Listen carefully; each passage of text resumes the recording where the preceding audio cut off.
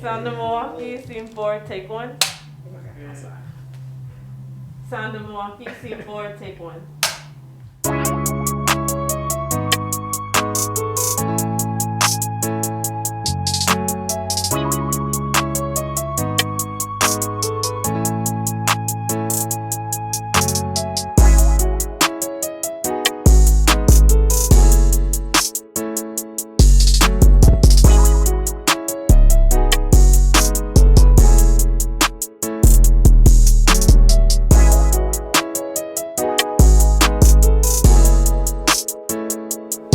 So tell me about this project you're doing.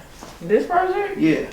So it's a docuseries about Milwaukee's music scene, because a lot of times people talk about more so the violence in Milwaukee than the positivity. Right.